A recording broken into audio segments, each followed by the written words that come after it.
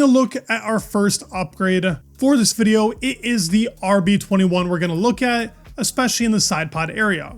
They just brought a new floor from Miami, which was meant to go to Imola, but they tested it in Miami quickly on Max's car. That same floor now is on Yuki's. And as we can see from this shot, the actual upper part of the side pod and really the water slide they have going down towards the rear of the car has not changed very much, but they have added this little front lip that is disconnected from the side pod, which is something they have not done on the car yet. But we've seen this on the Ferrari, the SF25 specifically, and we've seen it on both the 24 and the 25 McLaren. With this, they've also added a new mirror mount, which is pretty interesting that they've chose to actually put this on the very side of the wing tip. Looking at it front, looking at old and new, you can actually see the change of how it was all one. Now it's disconnected.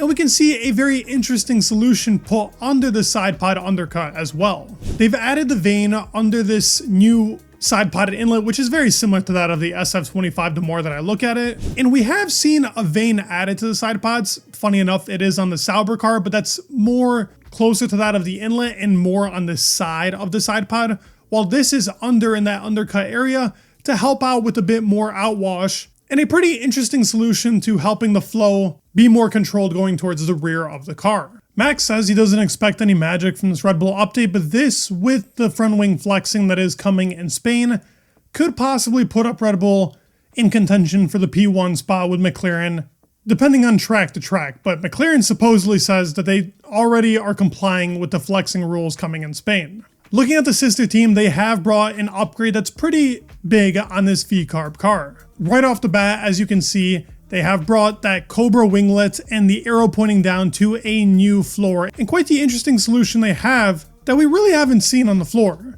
It's a little winglet trying to control the flow around that edge, an interesting solution I have yet to see on any car. The Cobra winglet we've seen plenty now, and it seems to be the most common solution to have around the halo.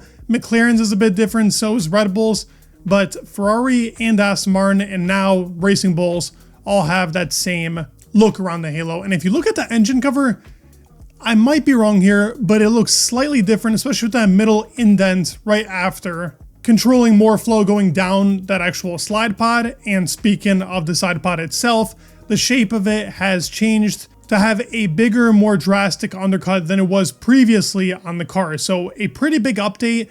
Lauren Meckies, their team principal, has said it's a big update, but for small performance. So we'll have to see.